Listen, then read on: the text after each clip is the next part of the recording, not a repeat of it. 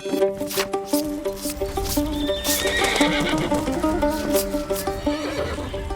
ز خاک تاجیکستان آمدیم، با سلام گرم و جوشان آمدیم، از دل پرمهر و آهنگ وفا خانه خود خاک ایران آمدیم.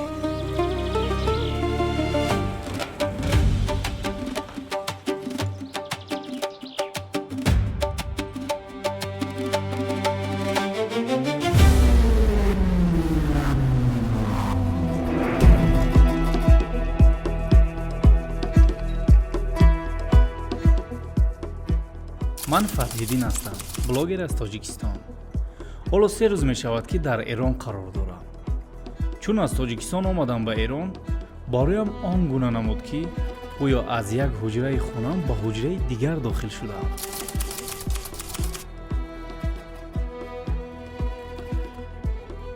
ба эрон омадан орзуи чандсолаи ман буд ки хеле мехостам биёям ба он сарзамине ки ҳофизу саъдӣ ва дигар бузургони форсро ба дунё овардааст. ман худро ин ҷо бегона ҳис намекунам, зеро меҳмоннавозӣ ва муҳаббати мардуми эронро нисбати худам дида дарк кардам ки мо аз як решаем ва дар тӯли таърихи дароз аз замони ҳахоманишиён, сосониён, сомониён мо ба ҳам пайванди ногусастанӣ дорем.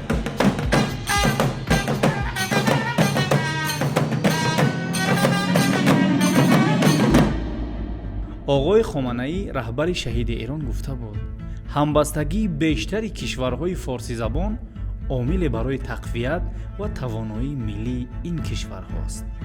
хотироти неке ки аз ин ҷо мебарам барои ҳамеша фаромӯш нахоҳад шуд.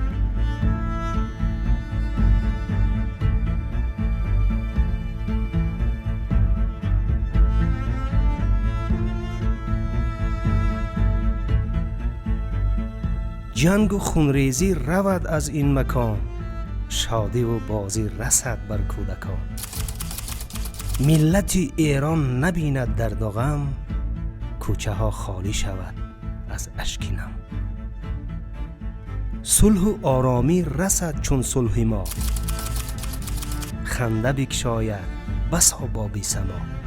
نعمت وحدت نما ارزان شود، خلق ایران غنچه خندان شود.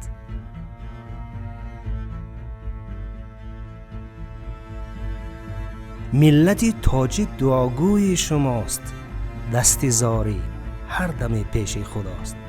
تا که ایران را خدا یاری کند، بر همه غم دیده غمخواری کند.